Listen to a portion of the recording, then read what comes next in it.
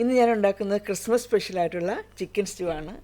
Kerala's original chicken stew, യഥാർത്ഥ രുചിയും മണവുമുള്ള chicken stew ആണിത്.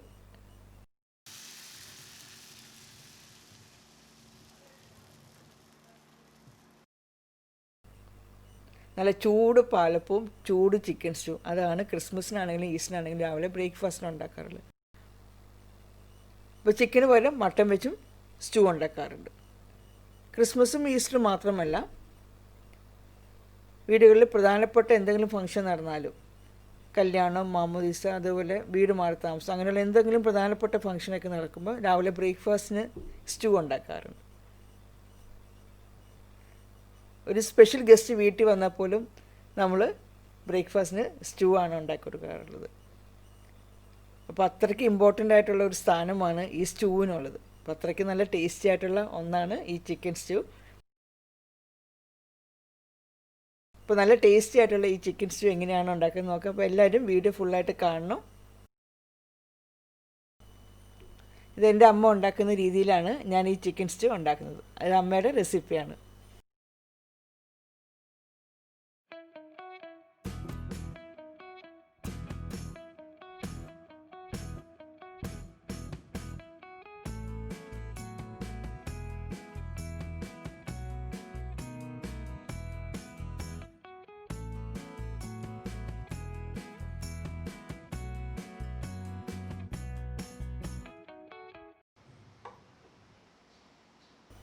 സ്റ്റൂവിൽ ചേർക്കുന്നതിന് വേണ്ടിയിട്ട് ഒരു വലിയ ക്യാരറ്റ് നീളത്തിൽ അരിഞ്ഞത്, ഏകദേശം ഒരു 1.5 ഇഞ്ചിൻ്റെയൊക്കെ നീളത്തിലുള്ള പീസസാണത്.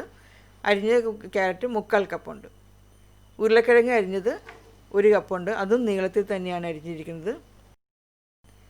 സ്റ്റൂവിൽ ചേർക്കുന്ന ഉരുളക്കിഴങ്ങും ക്യാരറ്റും ഒരിക്കലും സ്ക്വയറായിട്ടല്ല അരിയേണ്ടത്, ഇതേപോലെ നീളത്തിലുള്ള പീസായിട്ടാണ് അരിഞ്ഞ് ചേർക്കേണ്ടത്. ഇനി ഇതിലേക്ക് ഒരു 1/2 കപ്പ് തേങ്ങാപ്പാൽ ഒഴിക്കണം. കുറച്ച് വെള്ളം കൂടെ ഒഴിക്കണം, അത് വേകുന്നതിന് ആവശ്യമായിട്ടുള്ള കുറച്ച് വെള്ളം. ആവശ്യത്തിനുള്ള ഉപ്പ് ചേർക്കണം. സ്റ്റൂ ഉണ്ടാക്കാനായിട്ട് പാൻ ചൂടാകുമ്പോൾ അതിലേക്ക് 3 ടേബിൾ സ്പൂൺ വെളിച്ചെണ്ണ ഒഴിക്കണം. നമ്മുടെ കേരള നാടൻ രീതിയിലുള്ള ചിക്കൻ സ്റ്റൂ ഉണ്ടാക്കാനായിട്ട് വെളിച്ചെണ്ണ മാത്രമേ ഉപയോഗിക്കാവുള്ളൂ, വേറെ ഓയിലൊന്നും യൂസ് ചെയ്യരുത്. പിന്നെ സ്റ്റൂവിലേക്ക് ചേർക്കുന്നതിന് വേണ്ടി ഏലയ്ക്ക 1 ടീസ്പൂൺ, ഏകദേശം ഒരു 12 നമ്പർ ഉണ്ടാവും. ഗ്രാമ്പൂ 1/2 ടീസ്പൂൺ. പട്ട 2 ഇഞ്ചിൻ്റെ ഒരു പീസ്. വെളിച്ചെണ്ണ ചൂടായിട്ടുണ്ട്. അപ്പോൾ നമ്മൾ എടുത്തു വെച്ച ആ കറുവപ്പട്ട 3-4 പീസായിട്ട് കട്ട് ചെയ്തിടണം. പിന്നീട് എടുത്തു വെച്ച ഏലക്കയും ഗ്രാമ്പും കൂടെ ഇടണം. സവാള അരിഞ്ഞത്, വലിയ സവാള അല്ലെങ്കിൽ 2 മീഡിയം സൈസ് സവാള, ഏകദേശം 1.5 കപ്പിന് അടുത്തുള്ള സവാള വേണം. ഇപ്പോൾ ഇവിടെ കിട്ടുന്ന ഒരുതരം വയലറ്റ് നിറത്തിലുള്ള സവാളയുണ്ട്, ആ അത്ര കളറുള്ള സവാള എടുക്കരുത്, അപ്പോൾ ഈ സ്റ്റൂവിൻ്റെ കളർ മാറിപ്പോൾ. ഇഞ്ചി അരിഞ്ഞത് ഒരു വലിയ കഷ്ണം ഇഞ്ചിയാണ്, ഏകദേശം 2 ടേബിൾ സ്പൂൺ അടുത്ത് ഇഞ്ചി അരിഞ്ഞതുണ്ട്. പച്ചമുളക് 6 ഇതെല്ലാം കൂടെ ഒന്ന് വഴറ്റിയെടുക്കണം. സവാളയുടെ നിറം മാറിപ്പോയത്, ജസ്റ്റ് ഒന്ന് വാടിയാൽ മാത്രം മതി.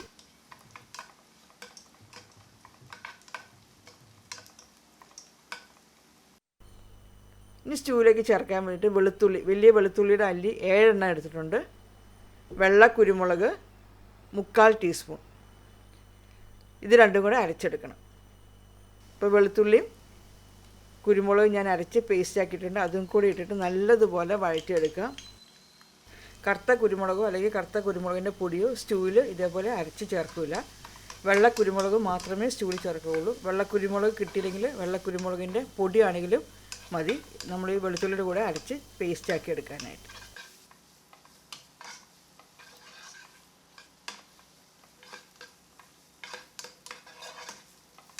അപ്പോൾ ആ വെളുത്തുള്ളിയും കുരുമുളകും എല്ലാം വഴറ്റി വരുമ്പോൾ നല്ലൊരു മണമാണ് വരുന്നത്, നല്ല സ്മെല്ല് വന്നിട്ടുണ്ട്.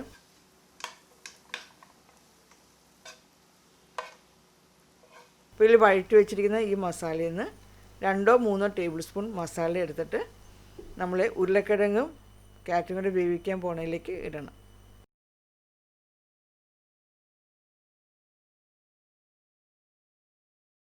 ഇനി നമുക്ക് ഈ മസാലയിലേക്ക് ചിക്കൻ ചേർക്കാം. ചിക്കൻ ഞാൻ 3/4 കിലോ ചിക്കനാണ് ചേർത്തിരിക്കുന്നത്. ചിക്കൻ ഒത്തിരി വലിയ പീസായിട്ടല്ല, ചെറിയ ചെറിയ പീസായിട്ടാണ് ചിക്കൻ കട്ട് ചെയ്യുന്നത്. നമ്മൾ ചിക്കൻ സ്റ്റൂവിന് അതിന് അങ്ങനത്തെ പീസസാണ് ഉപയോഗിക്കുകയുള്ളൂ. എല്ലോടുകൂടിയ ചിക്കനാണ് എടുത്തിരിക്കുന്നത്. അപ്പോൾ ചിക്കനും മസാലയെല്ലാം നല്ലതുപോലെ ഒന്ന് ഇളക്കി യോജിപ്പിക്കണം. ഇനി ഇതിനാവശ്യമായിട്ടുള്ള ഉപ്പും കൂടെ ചേർക്കണം.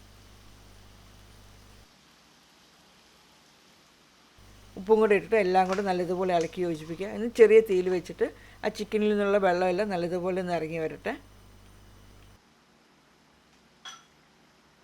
ഇനി നമുക്ക് ഈ ഉരുളക്കിഴങ്ങും ക്യാരറ്റും വേവിക്കാനായിട്ട് വയ്ക്കാം. ചിക്കൻ സ്റ്റൂ ഉണ്ടാക്കുമ്പോൾ ക്യാരറ്റും പൊട്ടറ്റോ ഇതേപോലെ സെപ്പറേറ്റ് വേവിക്കില്ല. ആ ചിക്കനിലേക്ക് എണ്ണ ഇട്ടിട്ട് ചിക്കനും ക്യാരറ്റും പൊട്ടറ്റോ എല്ലാം കൂടെ ഒന്നിച്ച് കിടന്നാണ് കുക്ക് ചെയ്യണത്. പക്ഷേ ഞാനിവിടെ ഇത് സെപ്പറേറ്റ് വേവിക്കാനുള്ള കാരണം എന്താണെന്ന് വെച്ചാൽ ഇവിടെ കിട്ടുന്ന ക്യാരറ്റിന് ചില സമയത്ത് നമ്മൾ തേങ്ങാപ്പാലിട്ട് വെന്ത് കുറേ നേരം ചിക്കനിലിട്ട് വെന്ത് കഴിയുമ്പോൾ ക്യാരറ്റിൻ്റെ ഒരു കളർ ചെറുതായിട്ടൊന്ന് തേങ്ങാപ്പാലിലേക്ക് ഇറങ്ങി വരാറുണ്ട്. അതുകൊണ്ടാണ് ഞാനിങ്ങനെ സെപ്പറേറ്റ് വേവിക്കുന്നത്. ചിക്കനിൽ നിന്നുള്ള വെള്ളമെല്ലാം നല്ലതുപോലെ ഇറങ്ങി വന്നിട്ടുണ്ട്.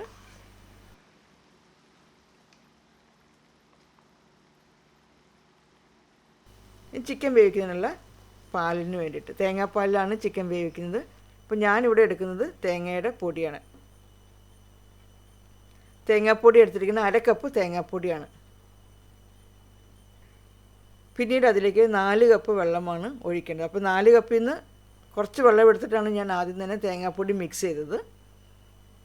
ഏറ്റവും നല്ല ബ്രാൻഡ് നോക്കി വേണം തേങ്ങാപ്പൊടി വാങ്ങിക്കാനായിട്ട്, അല്ലെങ്കിൽ സ്റ്റൂ ഉണ്ടാക്കുമ്പോൾ ടേസ്റ്റ് കിട്ടില്ല.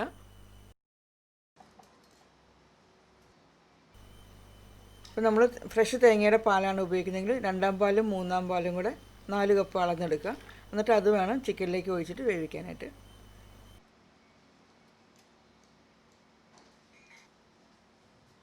ഈ തേങ്ങാപ്പാൽ ചിക്കനിലേക്ക് ഒഴിക്കാം.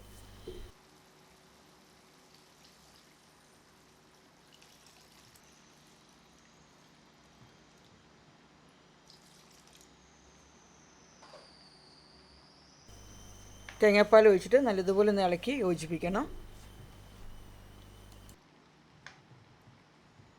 ഇപ്പോൾ ചിക്കൻ നല്ലതുപോലെ ഒന്ന് തിള വരട്ടെ. എല്ലാ ഭാഗത്തേക്കും നല്ലതുപോലെ തിള വരാൻ വേണ്ടി ഹൈ ഫ്ലെയിമിൽ തീ വയ്ക്കണം.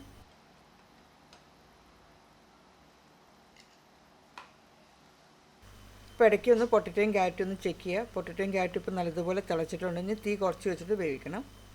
പൊട്ടറ്റോയും ക്യാരറ്റും ഒത്തിരി വെന്ത് പോകരുത്. ഒരു 1/4 വേവാകുമ്പോൾ തന്നെ നമുക്ക് അത് ചിക്കനിലേക്ക് ചേർക്കാനുള്ളതാണ്. അപ്പോൾ ആ പൊട്ടറ്റോയും ക്യാരറ്റും ഒത്തിരി വെന്ത് പോയി അതിൻ്റെ ഷേപ്പ് എല്ലാം പോയി ഒത്തിരി കുഴഞ്ഞിരിക്കും. അതേപോലെ ആവരുത് ചിക്കൻ സ്റ്റൂവിൽ ചേർക്കുന്ന പൊട്ടറ്റോയും ക്യാരറ്റും.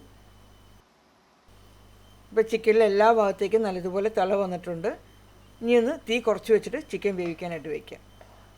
അപ്പോൾ ഇടയ്ക്കൊക്കെ ഒന്ന് ഇളക്കിയിട്ട് കൊടുക്കണം.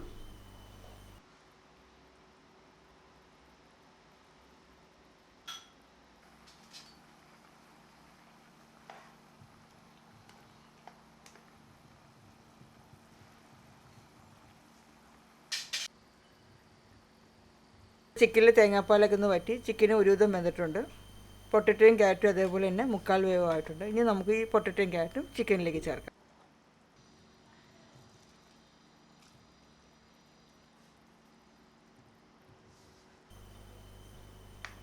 ഇതെല്ലാം കൂടെ നല്ലതുപോലെ ഇളക്കി യോജിപ്പിക്കുക.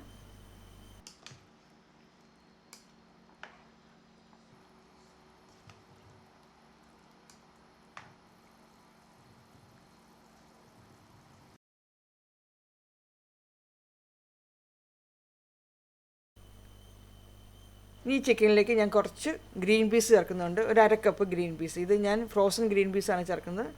1/2 കപ്പ് മുതൽ 1/4 കപ്പ് വരെ ഗ്രീൻ പീസ് ചേർക്കാം. ഇനി ചെറിയ തീയിൽ വെച്ച് ഒരു 5-6 മിനിറ്റ് ഒന്ന് കുക്ക് ചെയ്യണം.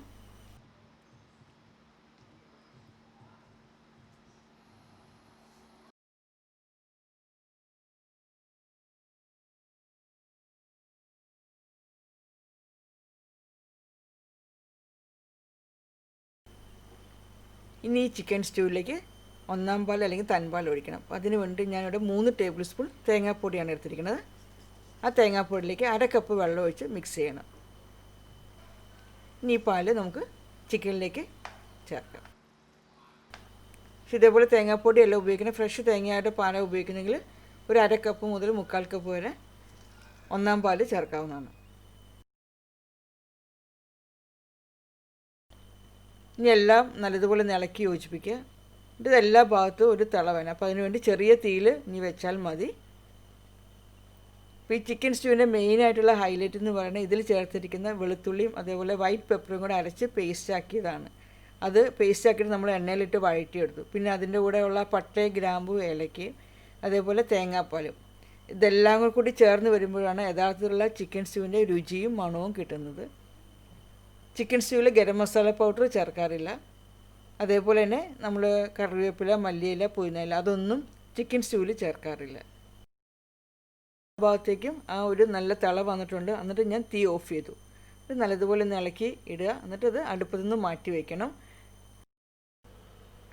അപ്പോൾ ആദ്യമായിട്ട് ഉണ്ടാക്കുന്നവർക്കും പെർഫെക്റ്റായിട്ട് ഉണ്ടാക്കാൻ പറ്റിയ ഒരു ചിക്കൻ സ്റ്റൂവിൻ്റെ റെസിപ്പിയാണ് ഞാനിത് പറഞ്ഞിരിക്കുന്നത്.